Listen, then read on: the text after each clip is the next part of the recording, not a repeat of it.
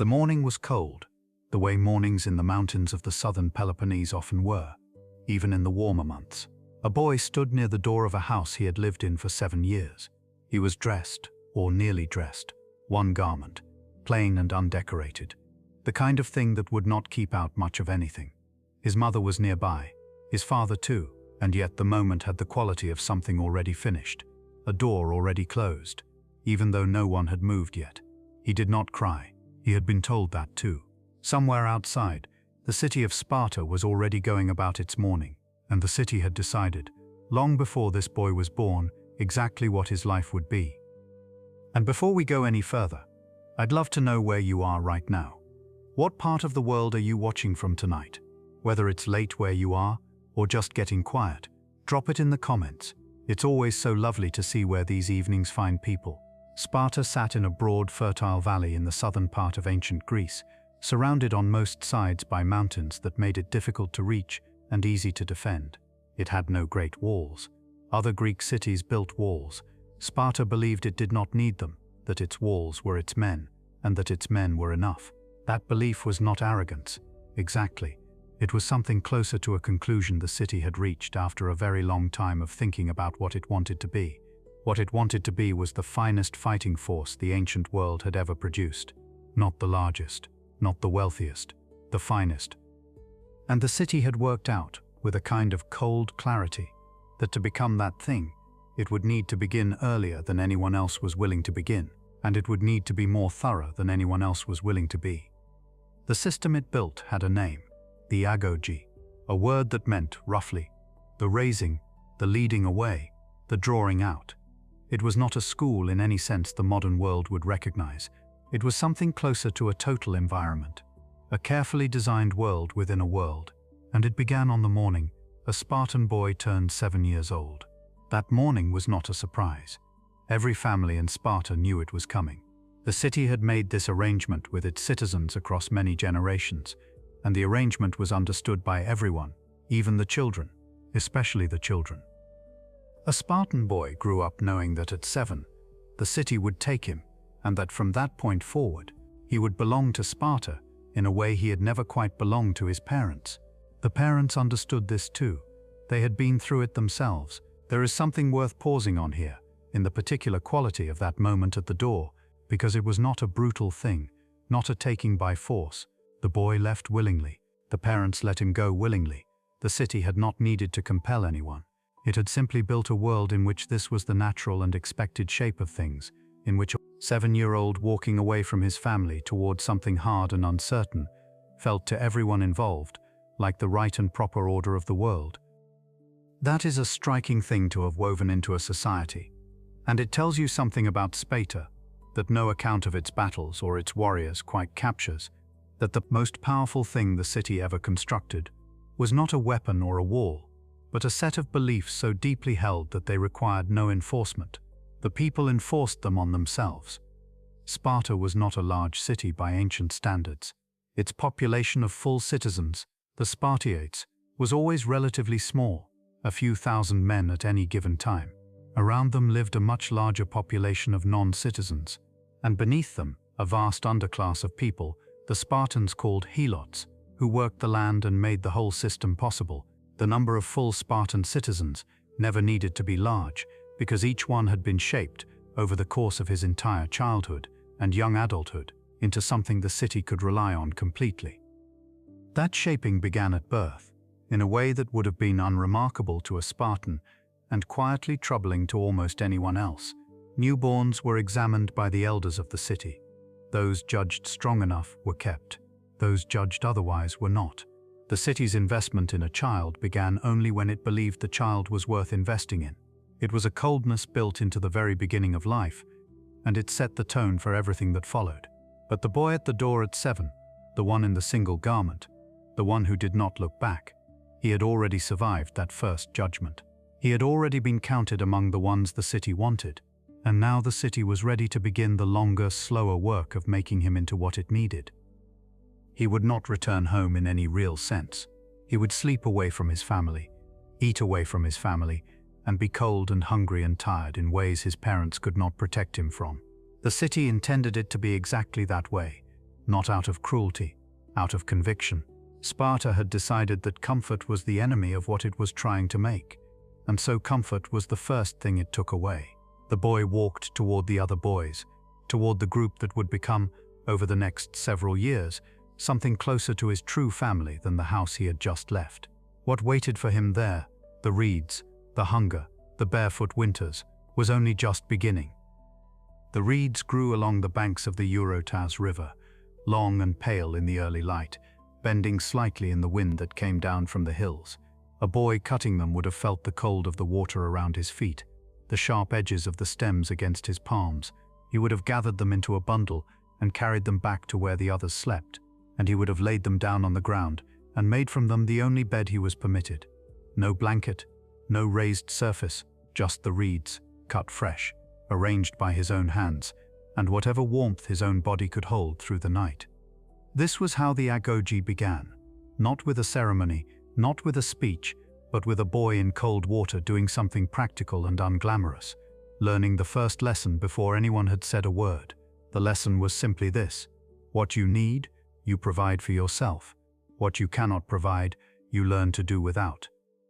The agoge was the name the Spartans gave to the entire system of upbringing, the long process that began at 7 and did not end until a young man was either accepted into the citizen body or quietly set aside. The word itself carried the sense of a leading, a guiding, a drawing out of something, but from the outside, from any angle other than the one Sparta held, it looked far more like a stripping away. The boys slept together in groups. They ate together, trained together, competed against each other, and alongside each other in a rhythm that was relentless and entirely by design. There was no privacy, no quiet corner of the day that belonged only to you. Even the hours of rest were shared, and even rest was not truly rest. It was recovery, so that the next day's work could be done. The hunger was real, and it was deliberate. The boys were fed, but not enough, given just enough to function, and the gap between what they received and what their bodies wanted was left open on purpose. A boy who wanted more had to find it himself, through cleverness, through speed, through learning to move without being seen. The city was not withholding food out of scarcity, it was teaching something. A soldier who could not feed himself in the field was a liability, and a soldier who had spent years solving that problem quietly and without complaint was something else entirely. The winters on the Peloponnese were cold enough, and the boys wore almost nothing through them, bare feet on frost-hardened ground, thin clothing in the wind. The body, over time, adjusted, or it did not, and those who did not adjust were noted. The cold was not cruelty, it was information. The city was learning which boys could be made into what it needed, and the boys were learning what their own bodies were capable of, which turned out to be considerably more than comfort had ever allowed them to discover. There were older boys overseeing the younger ones, not adult instructors in any formal sense, but boys who had simply been in the ergo longer and had been given authority over those who had not. This created a layered world inside the training groups, where a boy was simultaneously answerable to those above him and responsible for those below. He learned to follow and to lead, sometimes in the same afternoon, and the transition between the two was expected to be seamless. A boy who could only follow was incomplete. A boy who could only lead had not yet learned enough. The physical training was constant and varied. Running was central to it. Long distances, rough terrain, the kind of running that teaches the body to keep moving after the mind has already suggested stopping. Wrestling was practiced seriously, not as sport but as preparation for the close and tangled work of actual combat. There were games that were not quite games, competitions that carried real consequences, tests designed to reveal not just physical ability, but the quieter qualities underneath: patience, composure, the willingness to endure without making a sound. That last quality was prized above almost everything else. A boy who made his suffering visible, who let it become burdensome to those around him, was failing at something more important than the physical task in front of him. Sparta had no use for suffering that demanded attention. What it needed was suffering absorbed quietly, carried without display, and converted into something useful. The boy who could do that was the boy the city was trying to make. And so the years passed in that way. Cold mornings and cut reeds, hunger managed and not spoken of, feet hardening against ground. that would have stopped most children entirely. The boys grew, their bodies changed, their sense of what was difficult shifted steadily upward, so that what had once felt impossible became ordinary, and what had once felt ordinary was no longer remembered at all. There was something in this that went beyond physical preparation, though it would be a few years yet before that became fully visible. The hardship was real, and the hardship was the point, but it was not the whole point. Beneath the cold and the hunger and the barefoot winters, something else was being built, something the city understood clearly, even if the boys themselves could not yet name it. What they were learning to do, in all of that difficulty, was think, not in the way of scholars or philosophers, but in the immediate and practical way of people for whom the wrong decision carried immediate and practical consequences. A boy who needed to find food without being caught had to read the situation around him, weigh his options, and move at the right moment, and not before. A boy managing younger children while also answering to older ones had to hold several things in mind at once and respond to all of them without losing his footing. The agoge was harder than it looked, and it looked very hard. But the deeper work, the thing happening beneath the surface of all that cold and hunger, was something that had not yet fully come into view. That part of the picture was still quietly assembling itself. The boys who had been through a few years of it carried something in the way they moved. It was not swagger, and it was not the performed confidence of someone trying to be noticed. It was something quieter than that, a kind of steadiness, as if the ground beneath them had become reliable in a way it had not been before. They had learned through long repetition how to be in difficulty without being undone by it, and that quality, once it had settled into a person, did not leave easily. But Sparta was not simply trying to make boys who could endure. Endurance alone was too passive for what the city needed. Beneath all of that cold and hunger and physical hardship, something more active was being shaped, something that required the mind to stay alert and working even when the body was exhausted, even when the situation was unclear, even when no one was standing nearby to give direction. What Sparta was building, gradually and deliberately, was the capacity to lead. And this is where the agoge reveals itself as something more carefully designed than it first appears. The boys were not simply enduring hardship, they were being placed, again and again, into situations where hardship had to be managed. A group of younger boys needed to be fed, and the older ones responsible for them had to solve that problem without being caught, without drawing attention, and without failing the boys in their care. There was no instruction for this. There was only the situation and the need to read it correctly, and the boy who had to decide. That kind of thinking, immediate, practical, responsive to what was actually in front of you, was what Sparta prized above almost everything else. The city had little patience for abstraction. It did not produce philosophers who sat quietly with ideas and turned them over for years. What it needed were people who could assess a situation in the field, under pressure, with incomplete information, and act at the right moment. The agoge was the training ground for exactly that. There is something worth pausing on here. Most of the ancient world educated its children toward literacy, toward music, toward the kind of refined social performance that made a person welcome in cultivated company. Athens, Sparta's great rival, built its identity around precisely those things: the examined life, the open debate, the written argument. Sparta chose a different path entirely, and it chose it deliberately. The boys in the agoge were not being kept away from intellectual life by neglect. They were being kept away from it by design, because Sparta had decided that a different kind of intelligence was the one that mattered. That intelligence was situational. It was the ability to read a room, or a hillside, or a group of people, and understand what was needed and what was not. It was the ability to hold your composure, when composure was the most important thing you could offer. It was the ability to speak briefly and clearly when speech was required, and to say nothing when silence served better. The Spartans were known across the ancient world for this. Their sentences were short, their words were few, and what they said tended to land with a weight that longer speeches rarely achieved. The word laconic, still used today for that quality of pointed brevity, comes from Laconia, the region Sparta occupied, and the connection is not accidental. The boys learned this too, gradually and through practice. A boy who spoke too much, who filled silence with words that were not needed, was failing at something the city took seriously. Speech was a resource, and like every other resource in the agoge, it was to be used carefully and not wasted. The boy who could say in 7 words what another needed 20 to express was demonstrating a kind of discipline that Sparta recognized as genuinely difficult and genuinely valuable. There was also the matter of reading people. The agoge placed boys in constant proximity to one another under conditions of real stress, for years at a time. A boy who could not understand what the people around him were feeling, who could not sense when someone was close to breaking or when a group was beginning to fracture, was a liability. The training was physical, but the lessons it produced were often social, an acute sensitivity to the people nearby, to the mood of a group, to the difference between a situation that could hold and one that was about to give way. This was not softness. Sparta had no interest in softness, but it was a form of intelligence that required attentiveness, and the agoge cultivated it without ever naming it, simply by placing boys in conditions where it was necessary for survival. By the time a boy had spent several years in the agoge, he had been tested in ways that most people are never tested at all. He had managed cold and hunger and physical difficulty. He had made decisions under pressure with real consequences.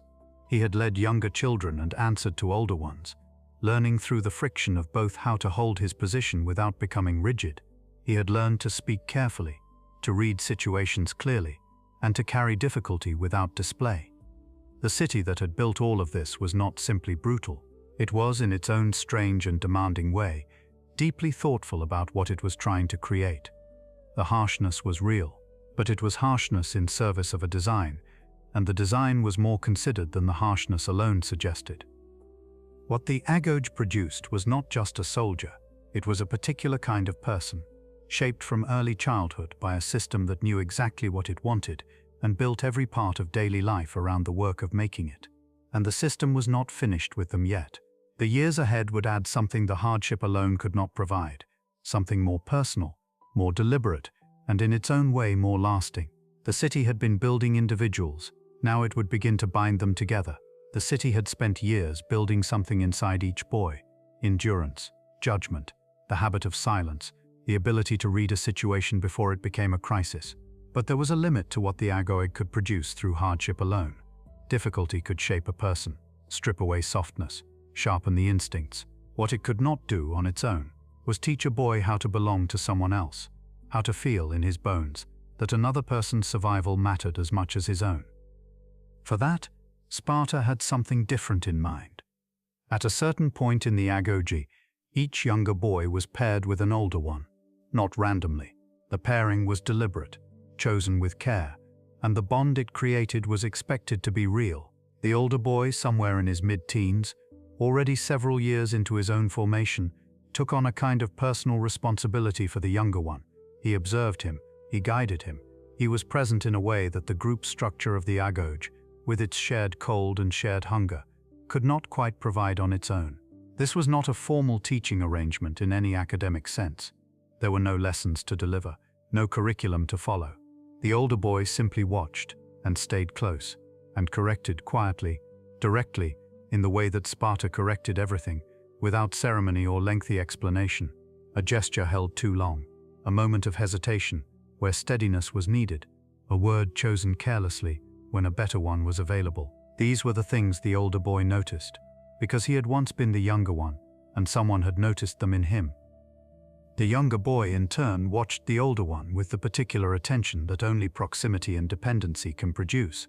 He saw how the older boy moved through difficulty, not just that he moved through it, but how the posture held, the voice kept even, the choice made without visible deliberation. These were things that no instruction could fully convey, because they lived in behavior rather than words. They had to be witnessed, over time, by someone close enough to see the detail. What Sparta was building here was something the city understood very clearly.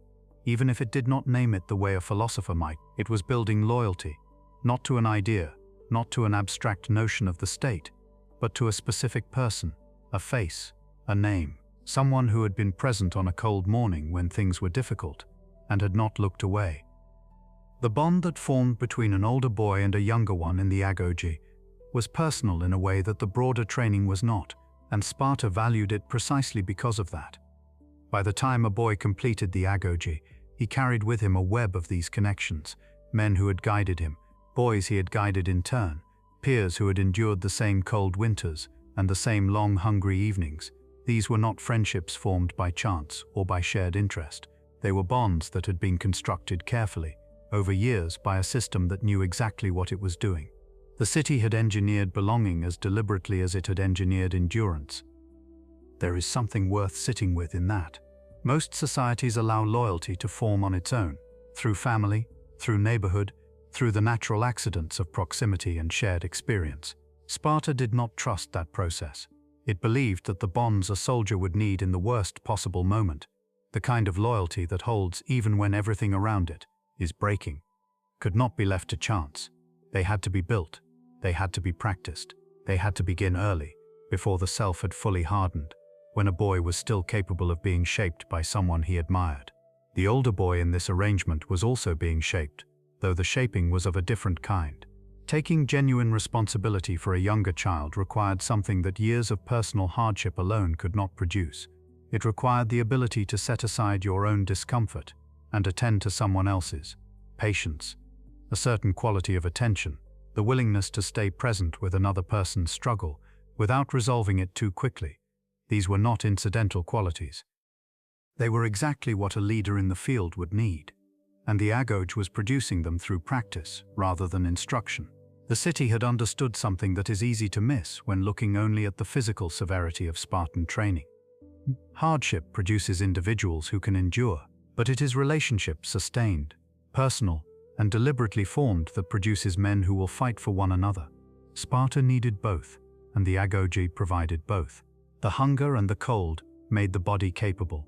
The pairings made the bonds real. By the time a boy moved through the later years of the agoge, he was no longer simply enduring the system. He was part of it, passing something forward that had been passed to him, carrying a responsibility that had not existed when he arrived at 7 years old with one garment and no understanding of what was coming. The city had taken something from him, as it took from all of them. But it had also given him something in return, a place inside a structure that held him, and people whose survival he had been made to care about. That structure would deepen further still. The agoge was a beginning, and a long one, but it was not the whole of what Sparta made. The years that followed, the transition into the adult world, the barracks, the mess hall, the life waiting on the other side of all that preparation, would ask something new of him. The bonds had been built. Now they would be tested in a different way, against the particular pressures of a life that offered very little that was his own. The agoge did not end quietly. There was no ceremony to mark the crossing, no moment of formal recognition when a young man stepped out of one life and into another. The years of cold and hunger and deliberate hardship simply drew toward their close, and what waited on the other side was not what most young men in the ancient world would have understood as freedom. It was something else entirely, a different kind of structure, more permanent than anything that had come before, and in some ways more demanding. He was around 20 years old when it happened. The reeds and the barefoot winters were behind him. The bonds with the men he had trained alongside were already deep and tested. And now the city, which had claimed him at 7 and shaped him through every year since, was ready to place him somewhere new. Not in a house, not with a family, into the barracks. The Spartan barracks were not a temporary arrangement, not a transitional space between boyhood and the life ahead. For a Spartan man, the barracks were home, the only home the city permitted him to claim, and they would remain so for the better part of his adult years. He ate there, slept there, and spent the long hours of his days among the same men he had grown alongside. The city had built those bonds carefully through the agoge, and now it intended to preserve them by keeping the men together, close and constant, with very little to pull their attention elsewhere. The mess hall sat at the center of this life. Every Spartan citizen belonged to a small dining group, a systetia, and membership in that group was not simply a matter of convenience or assignment. It required ongoing contribution. Each man brought a share of food from his allotted land, worked by the helots who labored beneath the Spartan system. If a man could no longer contribute his portion, he lost his place at the table. And losing his place at the table meant something far larger than a missed meal. It meant losing his standing as a citizen. The mess hall was not just where a man ate, it was where he remained Spartan. The food itself was plain in a way that felt almost deliberate. a thick, dark broth made from pork, blood, and vinegar, a dish that visitors from other Greek cities reportedly found nearly inedible, was a staple of the Spartan table. There is a story, perhaps embellished in the retelling, of a man from another city who tasted it and said he finally understood why Spartans were so willing to die in battle. The broth was not a joke to the Spartans. It was a continuation of what the agoge had always insisted, that the body needed very little, and that learning to be satisfied with very little was itself a form of strength. What a Spartan man owned in this life was almost nothing. The city had long maintained a formal restriction on gold and silver. Private wealth of that kind was not permitted in the way it was elsewhere in Greece. The reasoning was not simply economic. Wealth accumulated privately creates men whose loyalty to their own comfort begins to compete with their loyalty to the city. Sparta had decided, generations before, that this competition could not be permitted, so it was removed. A man owned his armor, his weapons, and the few possessions that fit inside a life lived communally. Nothing more was needed, and nothing more was allowed. Even time was not entirely his own. The days were structured around training, around the shared routines of the barracks, around the obligations of the mess group. A Spartan citizen did not take up a trade. He did not work the land himself. The labor that sustained his household was performed by others, and this arrangement freed him entirely for the one thing the city had always been preparing him for. His life was, in the most literal sense, given over to readiness, not readiness for a particular battle or a particular enemy, but a permanent, ongoing, daily readiness that had no endpoint and required no justification beyond itself. What this cost him personally is harder to name than what it cost him materially. The restrictions on possessions, on wealth, on private comfort, these are easy enough to describe, but there was something quieter underneath all of it, something that accumulated slowly across the years of barracks life. A Spartan man was not permitted to build a private world. The interior life that most people construct gradually, a home shaped by their own choices, a daily rhythm that belongs to them, a space where the city's demands grow faint, was not available to him. The city did not simply ask for his service. It occupied the space where that private life would have been. And yet the men inside the barracks did not appear to experience this as deprivation, or at least not in the way an outsider might expect. The bonds formed through the agoge, deepened through years of shared hardship, and now sustained by the daily proximity of barracks life, gave the men something that private comfort cannot easily provide: a sense of being held inside something larger than themselves, a certainty that the person beside them had been shaped by the same pressures, had endured the same cold, had been trusted with the same responsibilities. The city had taken almost everything from them, and in its place had given them one another. That would have to be enough. For most of them, it seems to have been. But the barracks, for all their permanence, were not the whole of a Spartan man's life. There were other obligations, quieter ones, stranger ones, ones that would have seemed almost incomprehensible to the rest of the Greek world. The city had shaped him for war and for the company of men. It had also, in its own unusual way, arranged for him to have a wife, and the shape of that arrangement, and what it asked of both of them, was unlike anything Greece had seen before or would see again. The arrangement began, like most things in Sparta, with a ceremony that looked nothing like what it was. A young woman's hair was cut short. She was dressed in a man's cloak and sandals, and left alone in a darkened room to wait. Later, when the night had settled and the city had grown quiet, her new husband would come to her, not openly, not with celebration, but moving through the dark like someone who was not supposed to be there at all. He would leave before morning. He would return to the barracks before first light, and the next day he would walk among his mess group, as if nothing had changed, as if the night before had belonged to someone else entirely. This was a Spartan marriage, and it would continue this way. These quiet, nocturnal visits, this careful returning before dawn for years. The rest of Greece found this difficult to understand. In Athens and Corinth and Thebes, marriage was a public arrangement with legal weight and social ceremony, a transfer of household and property, visible and settled from the first night. A husband and wife shared a home, shared meals, shared the daily texture of a life built together. Whatever private difficulties existed inside that arrangement, the arrangement itself was plain to see. In Sparta there was none of that. A man might be married for a decade before he lived openly with his wife. He might have children he saw only in passing, children who grew alongside him in the same city, while he remained, in all practical terms, a resident of the barracks. The city had not forgotten that he was a husband and a father. It simply did not consider those roles to be the most important ones he held. The secrecy was not incidental. Sparta believed it served a purpose.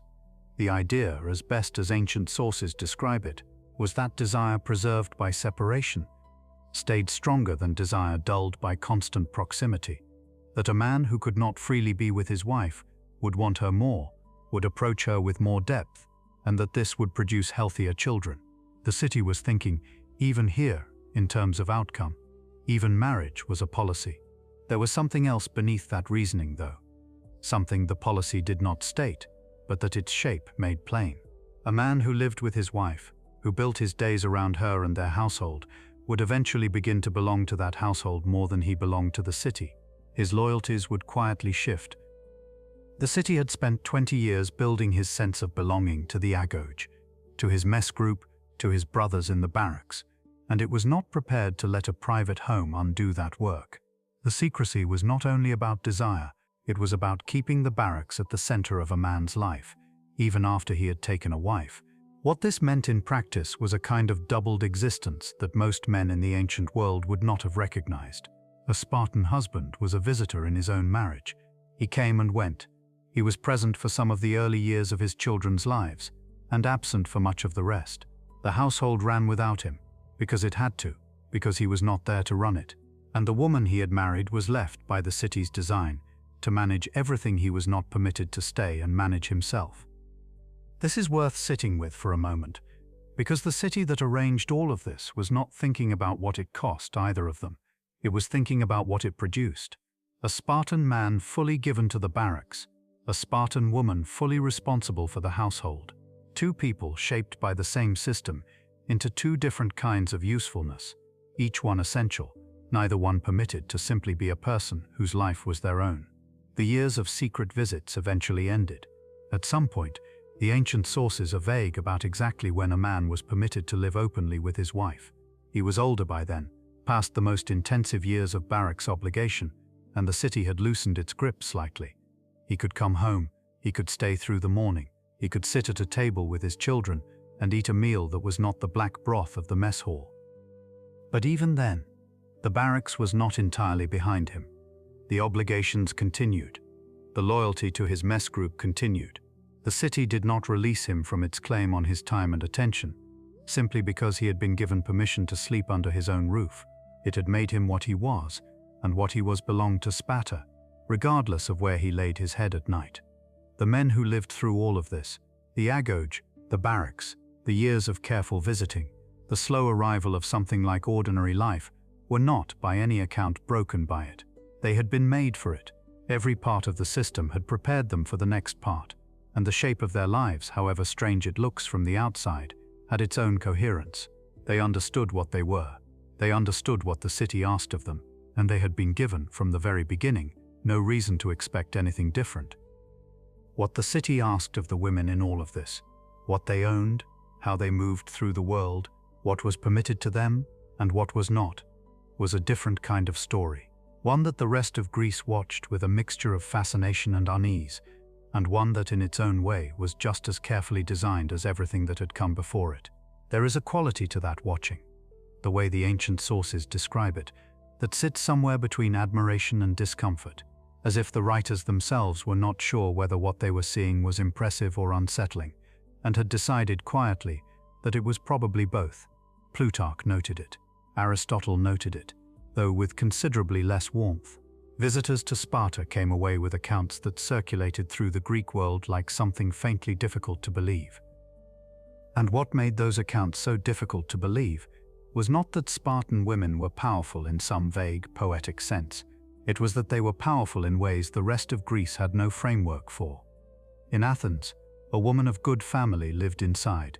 She managed the household, raised the children, and moved through public space as little as possible. Her world was bounded by walls, by convention, by the expectation that a respectable woman was one who was neither seen nor discussed. Her name, if things went well, would not be spoken aloud in male company at all. This was not cruelty by Athenian standards. It was simply the shape of things, the arrangement the city had decided was correct, and which most people inside it had never been given reason to question. Sparta had decided something entirely different. A Spartan girl trained, not in the careful domestic way that other Greek cities permitted, a little weaving, a little music, the slow acquisition of household skills, but physically, deliberately, in the open air. She ran, she wrestled, she threw the javelin and the discus, training alongside other girls in groups, under supervision, with the same seriousness that the agoge brought to the boys moving through their own formation on the other side of the city. The body of a Spartan woman was considered a matter of civic importance, and the city treated it accordingly, not because it valued her comfort or her freedom, but because it had made a calculation about what strong mothers produced. The reasoning was unsentimental.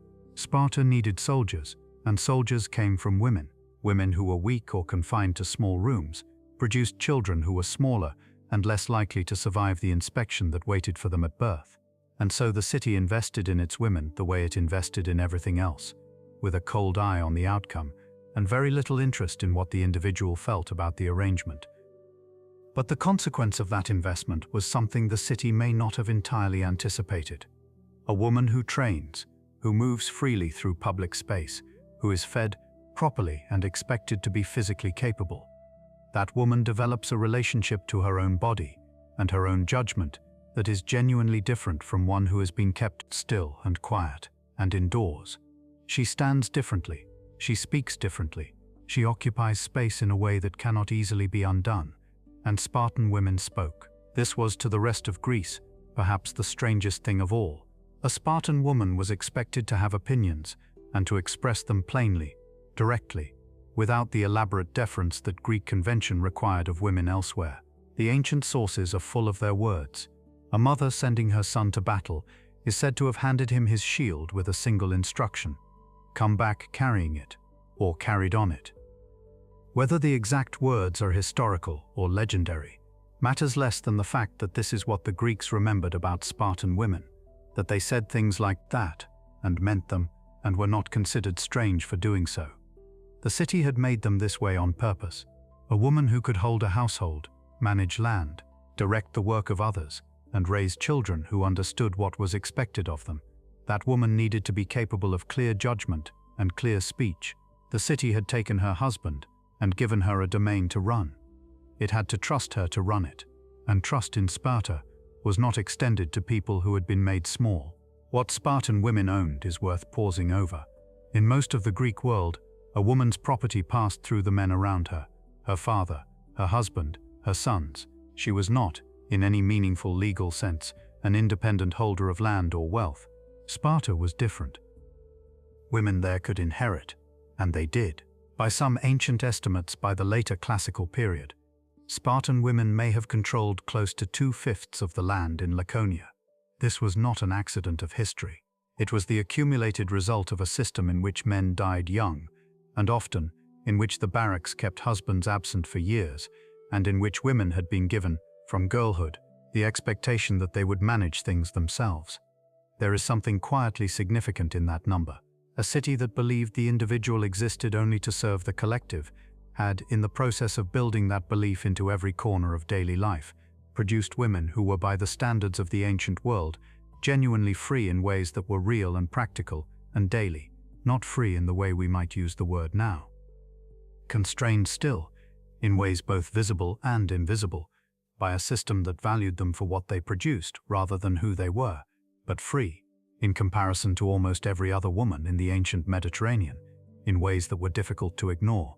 The city had shaped them as carefully as it had shaped the men. Different tools, different pressures, different expectations, but the same underlying logic, every part of a person's life directed toward what the city needed from them. Every capacity developed in service of something larger than themselves, what the city needed from its women. It had found ways to take what it had given them in return. Strength, land, voice, the authority of a household fully their own, was not generosity, it was engineering. And beneath all of it, beneath the training and the land and the sharp words handed down through the centuries, something else was quietly present, something the city depended on entirely and yet could never quite bring itself to name. The people who made Spartan life possible in ways that had nothing to do with soldiers or mothers or the careful production of the next generation, the people who were always there and who Sparta could never stop watching. They were everywhere in Spartan life and almost nowhere in the stories Sparta told about itself. They worked the fields in the long, flat valleys of Laconia, bringing in the grain and the olives and the figs that fed a city which had decided its men would not farm. They carried water and tended animals and kept the households running through the months when the soldiers were away. They were present at nearly every moment of daily Spartan life, in the background of the training grounds, in the fields visible from the roads, in the kitchens and the storerooms, and the land that stretched out in every direction from the city's center. And yet Sparta, which documented almost nothing, documented them least of all. The helots were not slaves in quite the way the rest of the ancient world understood slavery. They were something older and stranger than that, a conquered people, absorbed into Spartan life across generations, bound to the land rather than to individual owners. They belonged in some quiet legal sense to the Spartan state itself, rather than to any particular family. They could not be sold away. They could not leave. They worked the land that had once been theirs, handed over a fixed portion of what they grew, and remained year after year after year, generation after generation, the foundation on which the entire Spartan system rested. Without them, none of it was possible. The agoge required that Spartan boys be removed from productive work entirely, fed, trained, housed, prepared for decades before they were ready to fight. The mess system required contributions of food that someone had to grow. The barracks life, the long absences from home, the women managing estates alone, all of it assumed that the actual labor of sustaining a city was being done by someone else, that someone else was always the helots. They outnumbered the Spartans by a considerable margin, by most ancient estimates. Some sources place the ratio as high as 7-1. Others place it higher still. The numbers alone carried a weight that did not need to be spoken aloud to be felt. Sparta knew this. Sparta had always known this, and that knowledge lived inside the city like a quiet weight that never fully lifted. The fear was not irrational. A population that large, bound to the land of a city that depended on their labor, was not simply a workforce. It was a permanent pressure. Every Spartan institution, the training, the discipline, the absolute priority placed on military readiness, had to be understood partly in this light. A city that could not afford to be caught unprepared, ever, was a city that knew what it was sitting on top of. And so the city did not simply watch. It built the watching into its laws, into its calendar, into the education of its youngest soldiers. There was a practice the Spartans maintained that ancient sources recorded with a kind of careful distance, as if even they found it difficult to frame plainly. Each year, the ephors, the elected magistrates who held considerable authority in Sparta, would formally declare a kind of state of war against the helots. It was, in effect, a sanctioned acknowledgement that the helots existed in a condition of permanent threat, and that the mechanisms for managing that threat were built into the structure of the state itself, not as emergency measures, as policy. The crypteia was part of this. Young Spartan men, at a certain point in their training, were sent out into the countryside alone at night, carrying little, as a test of the skills the agoge had built in them. What they were permitted to do during these periods, and to whom, has been recorded in ways that are difficult to read without feeling the shadow of it settle over everything that came before. It was not incidental, it was the system working as designed. What this meant for the helots is something the historical record does not dwell on from their perspective, because the historical record was written by people who were not them. Their inner lives, their sense of their own situation, their relationships and rituals, and the way they understood the world they moved through. Almost none of this survived. They left no texts. They built no monuments that were preserved.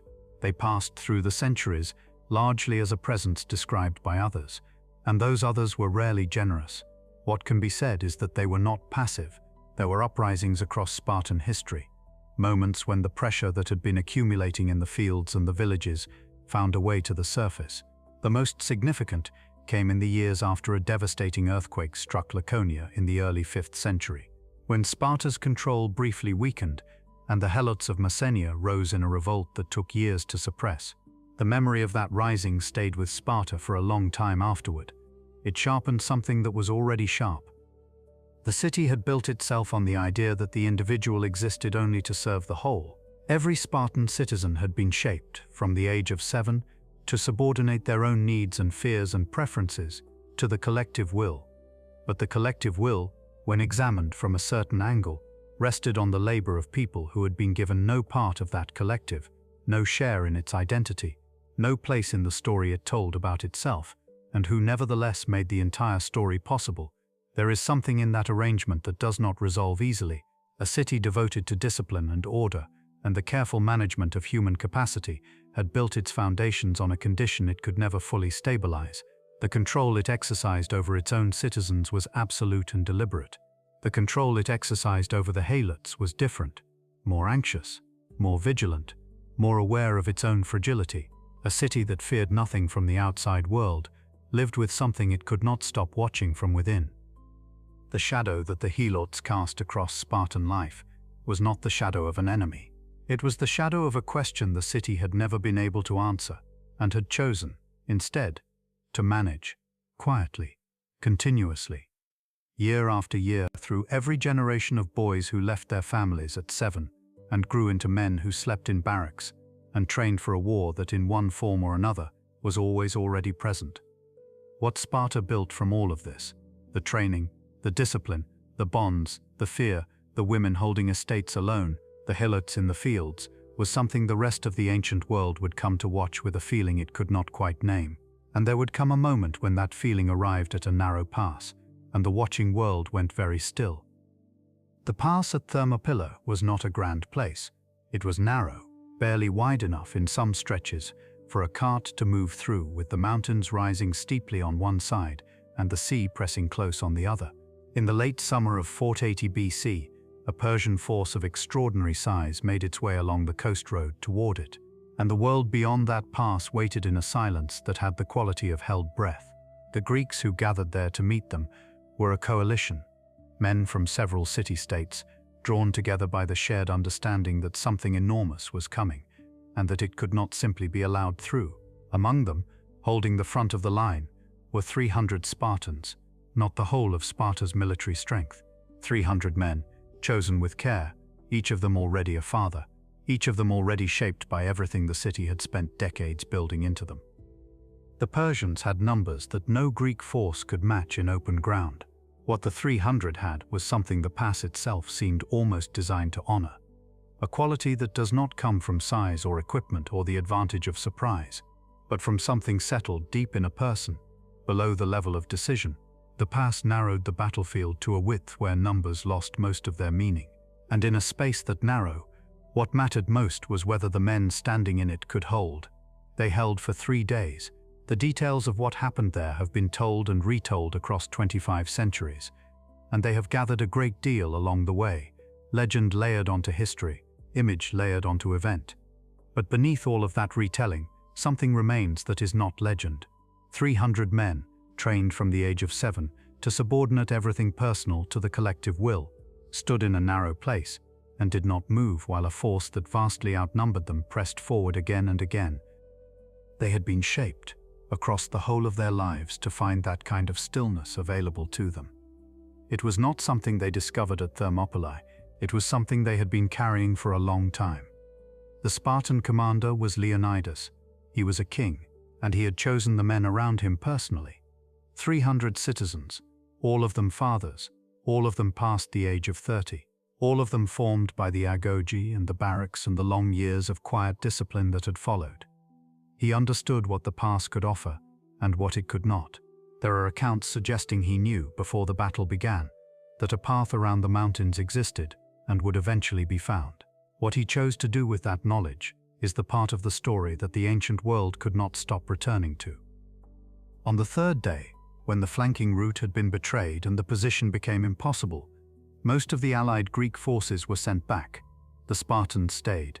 Some accounts include a small number of Thespians and others who chose to remain alongside them. But it is the Spartans the ancient world remembered, because the Spartans were what the ancient world had been watching for years with a feeling it could not quite name. And here, at last, was the moment that feeling had been preparing it for. What Thermopylae meant to the Greeks who survived it, and to the generations that followed, was not simply a military event. It was a confirmation. It told the rest of Greece something about what Sparta had been building all along, that the training and the hunger and the cold and the years in the barracks had not been cruelty for its own sake, but preparation for exactly this. A moment when the thing that had been made in those boys, across those long and difficult years, was the only thing standing between the pass and what lay beyond it. The reputation Sparta carried after Thermopylae was different from the one it had carried before. Other Greek cities had admired Sparta from a careful distance, had borrowed its ideas about discipline, had pointed to it as an example, had measured their own soldiers against its standards. After 480, something in that admiration deepened into something closer to awe. Not because of the outcome, the pass was lost, and Leonidas died there, but because of the quality of the choice. The Spartans had not held the pass because they believed they would win. They had held it because holding it was what the moment required, and they had spent their entire lives becoming people for whom that kind of requirement was enough. There is a story, almost certainly shaped by later telling, in which a Persian emissary warned the Spartans before the battle that the Persian arrows would be so numerous they would block out the sun. A Spartan soldier replied quietly that they would fight in the shade then. Whether those words were spoken exactly as recorded matters less than what they reveal about the character the city had spent centuries trying to produce, a person so thoroughly at home with difficulty that even the prospect of being overwhelmed carries no particular weight. That quality had not arrived at Thermopylae from nowhere. It had been cut from reeds and carried through barefoot winters, and built in the quiet bonds between older boys and younger ones, and shaped in the mess halls and the barracks and the long deliberate years of learning to need very little. Everything that has come before in this story, the boy leaving at 7, the cold mornings, the loyalty engineered carefully and personally, the women managing estates alone, the shadow of the helots always present in the background, all of it had been moving, slowly and without announcement, toward this. The pass held for 3 days. The world held still for much longer. When the stillness finally broke, and the armies moved on, and the war continued in ways that would eventually settle into history, what remained was a name, and a narrow place, and the accumulated weight of a city that had made its people into something the rest of the world found itself unable to look away from. What that city left behind, after the battles, after the reputation, after the long, slow fading, is a different question, and it is one the story has not yet arrived at. The pass had held for 3 days. What came after took centuries to understand. Sparta did not collapse in a single season, or beneath a single defeat. It faded the way a fire fades when there is nothing left to burn, not with drama, but with a long, slow dimming that most people did not notice until the warmth was already gone. The city that had spent 600 years becoming one thing, and had become it more completely than any other place in the ancient world, found in the end that the thing it had become was no longer needed, and without that need, there was nothing else to be. Walk through what remains of Sparta today, and you will find very little. A few stone foundations, a modest museum, a small modern town, sitting quietly in the Eurosus Valley, surrounded by olive trees and the same low mountains that always enclosed the place. No great temples, no colonnades, no theatre carved into a hillside for the performance of ideas. The other cities of Greece left ruins large enough to fill a person with a particular kind of wonder. Sparta left almost nothing worth the walk. This was not an accident. The city had never built for permanence, because it had never believed that stone was where its strength lived. Thucydides, writing while Sparta was still very much alive, noted this directly, that if Sparta were ever to be deserted, future generations would find it hard to believe it had ever been as powerful as it was, because the city's monuments were so few and so modest. He was right. He was right in a way that carries its own quiet sadness. What Sparta chose to build instead of temples and theatres and philosophy was a kind of person. That was the project. Everything the city did, the agoge, the barracks, the bonds between men, the role of women, the careful management of the helots, the restrictions on trade and ownership and private comfort, all of it was architecture of a different kind. The city was not raising walls or carving columns. It was building something that could not be left standing after the builders were gone. It was building a character, and when the people who carried that character were no longer there to carry it, the whole structure simply ceased to exist. There is something in that which is worth sitting with for a moment. Other ancient cities left ideas that outlasted them. Philosophies still taught, plays still performed, mathematics still used, buildings still standing in partial form against the sky. Athens gave the world more than it knew how to give. Sparta gave the world Spartans, and when the last of them were gone, the giving was finished. The city's decline came gradually, pressed from several directions at once. The Spartan population had always been small. The true Spartiates numbered only in the thousands. Even at the height of the city's power, the agoge was demanding by design, and not everyone survived it. Wars took the men who had completed it, and the system offered almost no way to replenish what was lost. By the 4th century, Sparta was fielding armies that would have seemed impossibly thin to the city that had stood at Thermopylae. The bones of the thing were still visible, but the flesh had gone. A Theban general named Epaminondas broke the Spartan army at the Battle of Leuctra in 371, a defeat so complete and so unexpected that the rest of Greece stood in silence for a moment before understanding what had happened. The city that had seemed immovable had moved, and once it had moved once, it moved again, and the long aura that had surrounded it began to thin in the way that auras do when the facts no longer support them. Sparta continued to exist, in a diminished form, for centuries after Leuctra. It was absorbed eventually into the Roman world, and the Romans, who admired it with the particular fondness of people who had never had to live inside it, allowed a version of the agoge to keep running, though as a kind of performance now rather than a preparation. Tourists came to watch young men endure hardship at the altar of Artemis Orthia, and the spectacle became a thing people paid to see. The training that had once produced the soldiers at Thermopylae became, in the end, an entertainment. The city had given everything to one idea, and when the idea became a show, there was nothing left behind it. What the world carried forward from Sparta was not what Sparta had intended to leave. The city had not been trying to leave a legacy. It had been trying to produce a kind of human being. But the image of that human being, stripped of most of its context, held at the distance that makes things look simpler than they were, became something that later ages reached for. Whenever they wanted to describe a particular kind of endurance, the word itself passed into other languages. Spartan, a bare room, a plain meal, a person who does not complain. The full weight of what that word once meant, the boy leaving at 7, the reeds cut in the cold, the loyalty built slowly and deliberately, the women who ran estates and trained in the hills, the helots living in the shadow of a fear that never fully lifted, the men who died in a narrow pass, not because they believed they would survive, but because the moment required it. All of that is mostly gone now, softened by distance into a single clean image of hardness and endurance. The city that refused to be anything other than one thing left behind. In the end, only the outline of that one thing, and even the outline has been worn smooth by time, until what remains is barely a shape at all, just a word, and the faint memory of something that once stood in the mountains of the southern Peloponnese and decided, very deliberately, that it would give everything it had to a single purpose. It did, and then it was gone. Thank you for being here tonight. Good night.